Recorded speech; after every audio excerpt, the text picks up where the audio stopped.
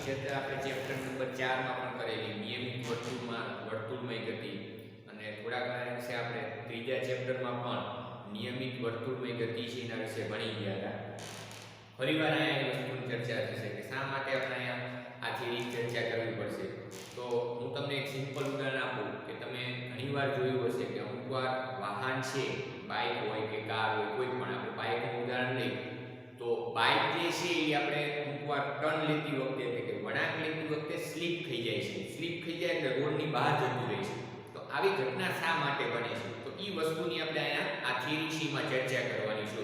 એ એક વ્યવહારિક ઉદાહરણ છે.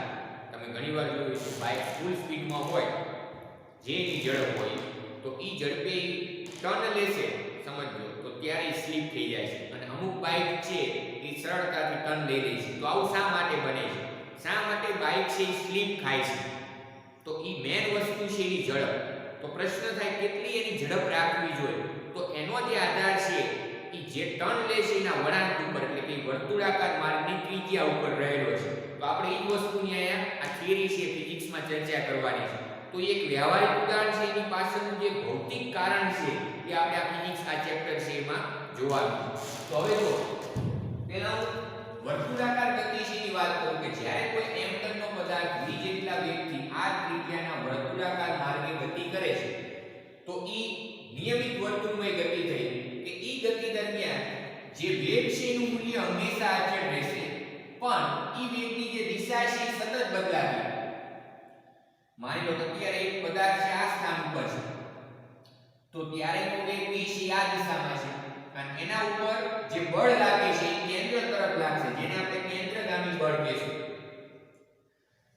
હવે ઈ પદાર્થ છે જ્યારે અહીંયા પહોંચે છે ત્યારે એનો વેગ છે સ્પર્શક દોષ એટલે આ દિશામાં છે સમજો. અને ત્યારે પણ જે બળ લાગશે એના ઉપર એ કેન્દ્રગામી બળ હશે અથવા તો એને ત્રિજ્યાવર્તી એક બળ કહેવાય. આ F છે એને શું કહેવાય? તો કે કેન્દ્રગામી બળ અથવા તો ત્રિજ્યાવર્તી બળ. ત્રિજ્યાવર્તી બળ, કેન્દ્રગામી બળ કે ત્રિજ્યાવર્તી બળ એટલા માટે કહેવાય કે બળની જે દિશા છે હંમેશા કેન્દ્ર તરફ જ હોય કે જે વર્તુળાકાર માર્ગે પદાર્થ છે શું કરે છે? ગતિ કરે છે. સમજજો બરાબર? તો હવે અહીંયા જે છે આપણે વાત કરી કે આ પદાર્થ છે એ વર્તુળાકાર માર્ગે ગતિ કરી શકે એના માટેની જવાબદાર શરત શું?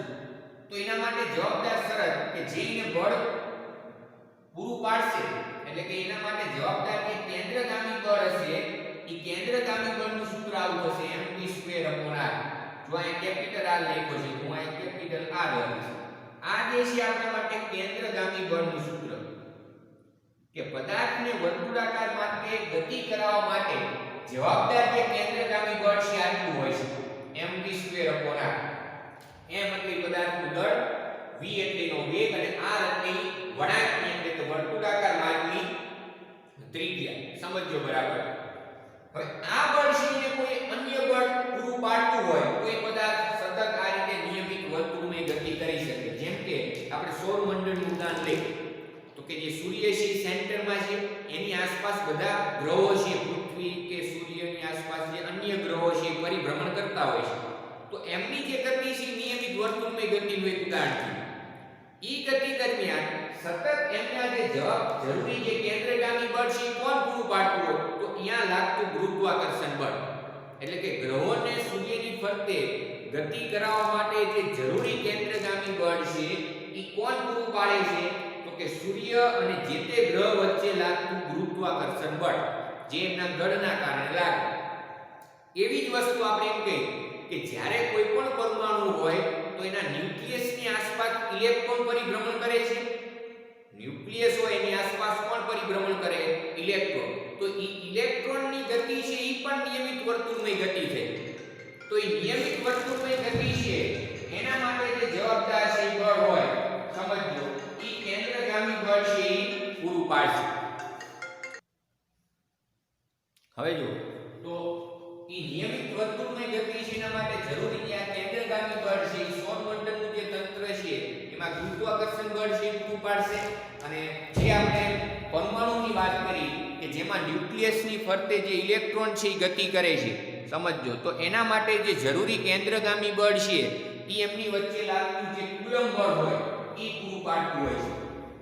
હવે આપણે વાત કરવાની છે કે માની લો કે સમતલ વક્રાકાર રસ્તો હોય, જેમણા જ આપણે આની શરૂઆતમાં જ કીધું કે કોઈ વાહન છે વળાંક લેતી વખતે બાઇક છે સ્લીપ શા માટે થઈ જાય છે એની ચર્ચા આપણે અહીંયા આવશે સમજજો. તો હું એમ કહું કે એક સમતલ વક્રાકાર રસ્તા પર કોઈ વાહન છે એની મહત્તમ સલામત ઝડપ કેટલી હોવી જોઈએ? મહત્તમ સલામત ઝડપ એટલા માટે કહેવાય કારણ કે ઈ ઝડપ મેક્સિમમ ઝડપ હશે કે ત્યાં સુધી વાહન છે સ્લીપ થાય નહીં. જો ઝડપ એના કરતા વધારે હોય તો વાહન સ્લીપ થઈ જાય ઇન શોર્ટ. તો હવે આપણે એની ચર્ચા કરવાની છે.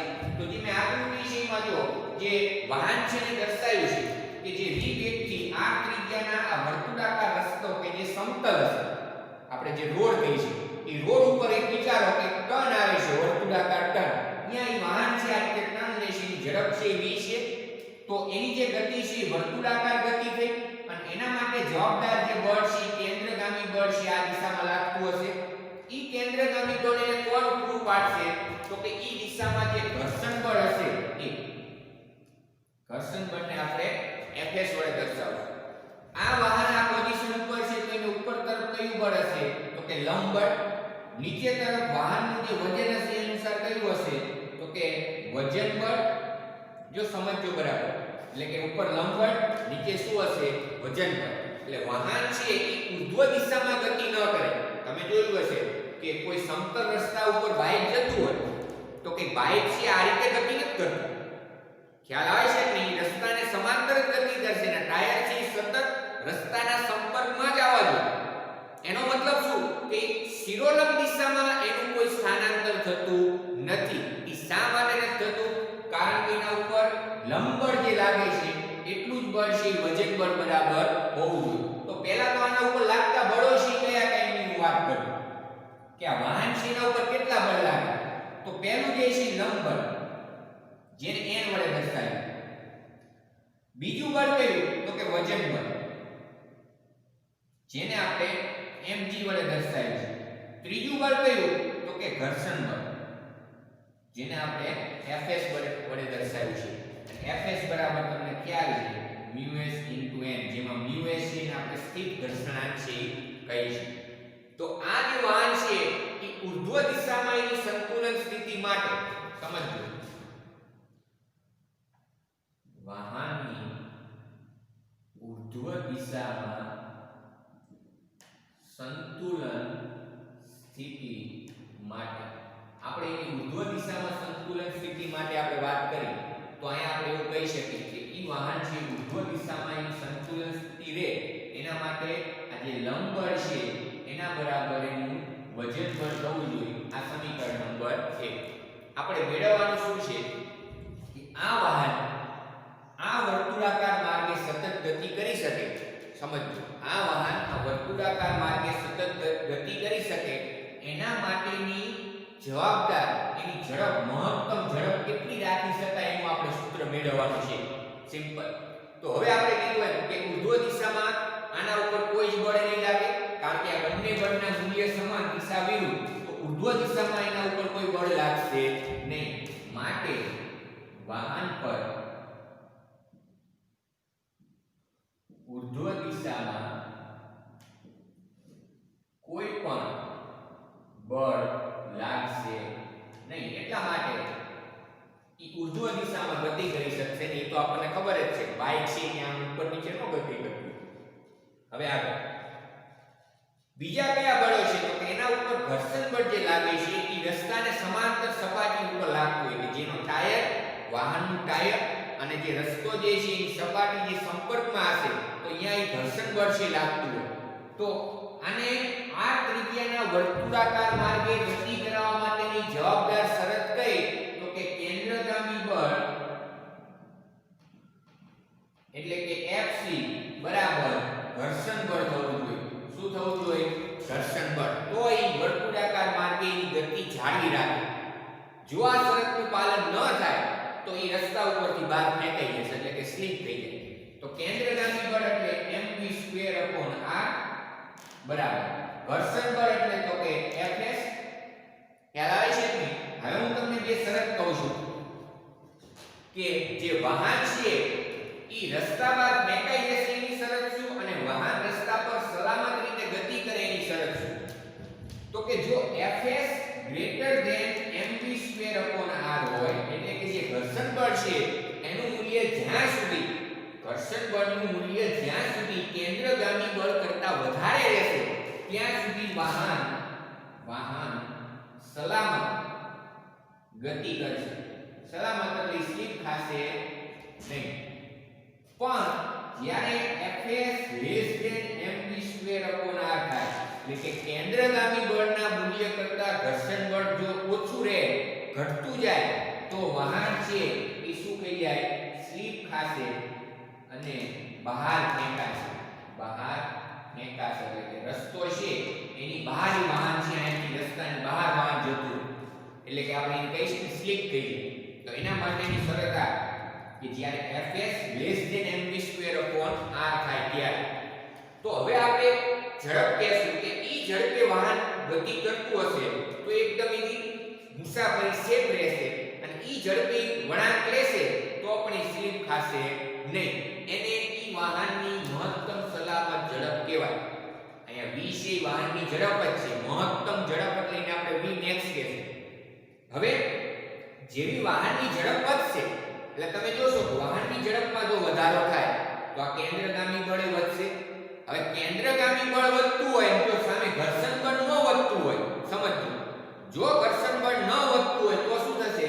તો કે કેન્દ્રગામી બળ જો વધતું જશે ને કે Fs ઓછા રહેશે તો સ્લીપ થઈ જશે. એટલે એનો મતલબ શું કે જેમ વાહનની ઝડપ વધે એમ ઘર્ષણ બળ વધવું જોઈએ. હવે ઘર્ષણ બળની એક રેન્જ આવી જેને આપણે મહત્તમ ઘર્ષણ બળ કહીશું. આપણે મહત્તમ ઘર્ષણ બળ ની વાત કરી કે જ્યાં આપણે Fs મેક્સિમમ c નું સૂત્ર લખીશું. Fs મેક્સિમમ બરાબર μs * n. આ સ્થિત મહત્તમ ઘર્ષણ બળનું મૂલ્ય છે કે જ્યારે Fs ની કિંમત આની નજીક પહોંચે પછી ઘર્ષણ બળ ની રેન્જ પૂરી થઈ જાય. પછી તમે જે બાહ્ય બળ લાગે છે એનો આ ઘર્ષણ બળ પ્રતિકાર કરી શકે નહીં. એટલા માટે જો ઘર્ષણ બળ વાહન સ્લીપ ન થઈ જાય એના માટે પણ મહત્વનું એક પરિબળ છે. ખ્યાલ આવે છે કે નહીં? એટલે અહીંયા મેં શું કીધું કે જેમ વાહનની ઝડપ વધશે એમ કેન્દ્રગામી બળ વધે. કેન્દ્રગામી બળ વધે તો સાથે સાથે ઘર્ષણ બળ વધવું જોઈએ. હવે ઘર્ષણ બળ ક્યાં સુધી વધશે? તો કે જ્યાં સુધી Fs મેક્સિમમ નહીં મળે. અને કેટલું? તો કે μs * n છે. ખ્યાલ આવે છે કે નહીં? તો હવે આના ઉપરથી આપણે જે વાહનની મહત્તમ સલામત ઝડપ છે એ સૂત્ર છે એ મેળવવું છે. તો એના માટે તમે જુઓ કે આ જે સમીકરણ 2 છે એનો આપણે ઉપયોગ કરશું. તો સમીકરણ 2 માં હું આવું લખું જ્યારે v ના બદલે v મેક્સિમમ છેદમાં r તો અહીંયા લખાશે Fs મેક્સિમમ અને Fs મેક્સિમમ એટલે હવે તમને ખબર હશે μs * n. n બરાબર આપણને ખબર છે સમીકરણ 1 માં n બરાબર mg એટલે કે μs * m * g આ રીતે મળે. હવે આ બેને સરખાવશું એટલે કે mv² મેક્સિમમ છેદમાં r બરાબર μs * m * g. m બંને બાજુથી કેન્સલ તો અહીંયા v² મેક્સિમમ બરાબર μs * g * r.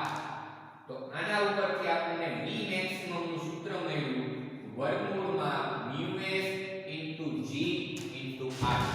અને જે v મેક્સિમમ છે મિત્રો એ v મેક્સિમમ ને શું કહેવાય?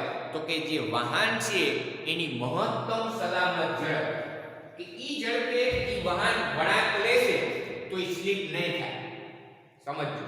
જો વાહનની ઝડપ છે ઈ જ્યાં સુધી v મેક્સિમમ કરતા ઓછી રહેશે વાહનની જે ઝડપ છે આ વાહનની ઝડપ અને v મેક્સિમમ એટલે હવે તમને ખબર પડી જાય છે કે આ સૂત્ર દ્વારા એ વાહનની ઝડપ મળે v મેક્સિમમ કહેવાય. જો આનો મતલબ શું થાય કે વાહન જે ઝડપે ગતિ કરે છે ઈ વાહનની ઝડપ v મેક્સિમમ કરતા જો ઓછી રહેશે કોઈ વાહન જ્યારે વળાંક લેશે તો ઈ સેફ ટર્ન લાગશે એટલે કે સ્લીપ ખાશે નહીં. પણ જો આમ થાય કે વાહનની જે મહત્તમ સલામત ઝડપ છે જ્યારે વાહન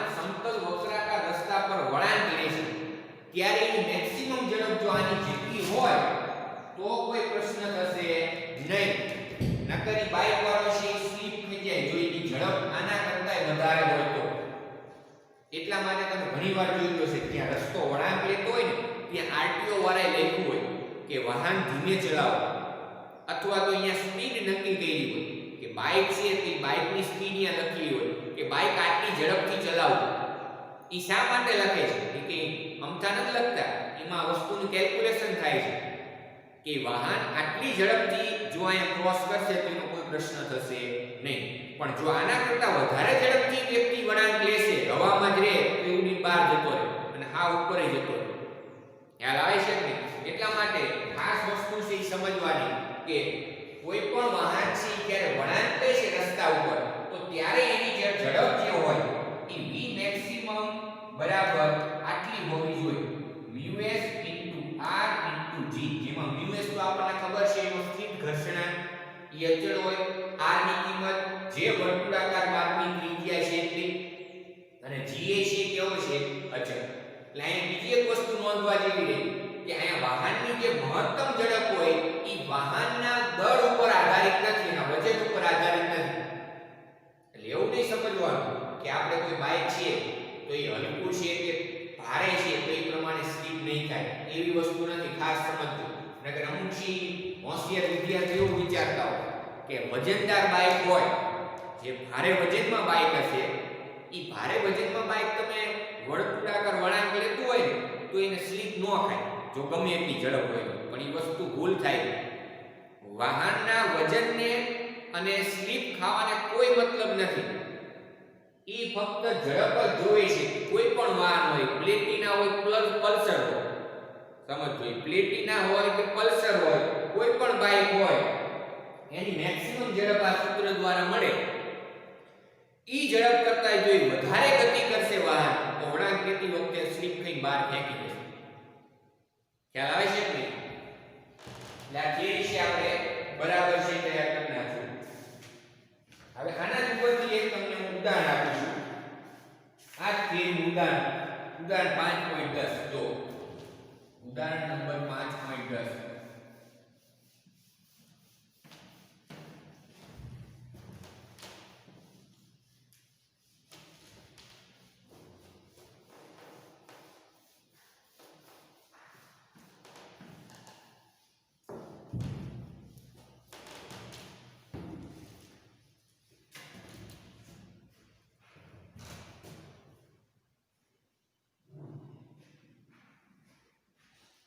5.10 નું જે ઉદાહરણ છે એમાં શું કીધું છે કે 18 કિલોમીટર પ્રતિ કલાકની ઝડપે જઈ રહેલો એક સાયકલ સવાર એક સમતલ રસ્તા પર 3 મીટર ત્રિજ્યાનો ત્રિવ્ય વર્તુળાકાર વળાંક ઝડપ ઘટાડ્યા સિવાય લે છે.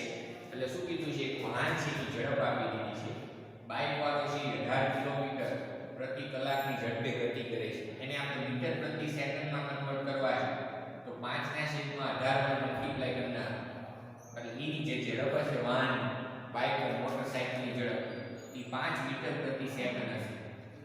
જવાબ છે મીટર પ્રતિ સેકન્ડમાં. હવે એ શું કહે છે કે વર્તુળાકાર રસ્તો છે કે જેની ત્રિજ્યા r બરાબર 3 મીટર છે, ત્રિજ્યા રસ્તાની કેટલી છે 3 મીટર ત્રિજ્યાનો એક તીવ્ર વળાંક આવે છે, એ વળાંક છે એ વાહન છે લે છે. એટલે કે અહીંની ઝડપ છે 18 કિલોમીટર પ્રતિ કલાકની ઝડપે વળાંક લે છે. તો તમારે એવું કહેવાનું છે કે સ્લીપ ખાશે કે કેમ? તો આપણે પહેલા જ છે આંખનું મીચી પહેલા v મેક્સિમમ મેળવી લેવાનું, µs r g. આ જે છે કિંમત છે આપણે પહેલા જ મેળવી લેવાની. અહીંયા તમને ટાયર અને રસ્તા વચ્ચેનો સ્થિર ઘર્ષણાંક આપી દીધો છે, એટલે કે µs ની કિંમત તમને ઓલરેડી અંદર આપી દીધી છે, સ્થિર ઘર્ષણાંક 0.1. તો હવે આપણે શું કરશું, પહેલા આ કિંમત લઈ આ v મેક્સિમમ ની કિંમત મેળવી લે 0.1 ગુણ્યા r ની કિંમત 3 અને ગુણ્યા g ની કિંમત 9.8. g ની કિંમત કેટલી લેશું આપણે 9.8. તો આનું તમે વર્ગમૂળ કરશો એટલે અહીંયા જે છે એનું કેલ્ક્યુલેશન થશે 2.94. 2.94 નું વર્ગમૂળ લેશો એટલે v મેક્સિમમ બરાબર કેટલા મળશે, તો એનું વર્ગમૂળ લો 1.714 મળશે.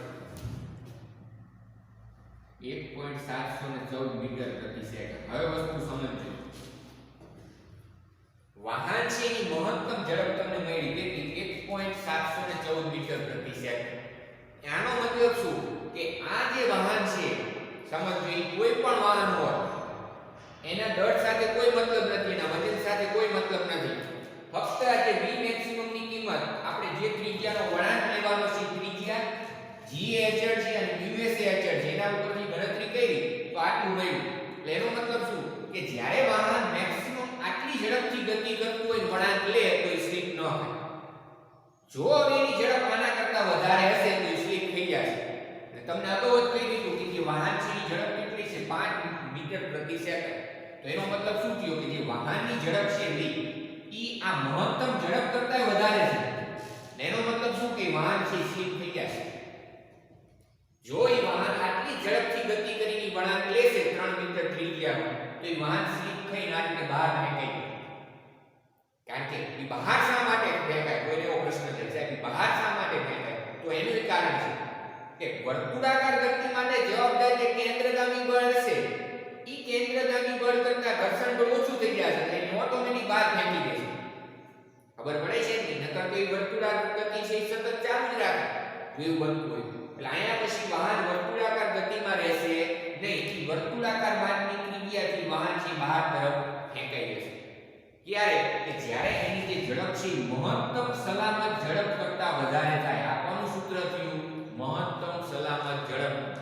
એટલે કે કોઈ પણ વાહનની મહત્તમ સલામત ઝડપ એ વાહનના વજન ઉપર આધારિત નથી કે વાહનમાં તમે કોઈ બેઠેલ વ્યક્તિ હશે એના વજન પર પણ આધારિત નથી. એ ફક્ત એટલું જ જોઈએ છે કે v મેક્સિમમ કરતા વધવા જોઈએ નહીં. નકર એ બાઇક છે કે એ વસ્તુ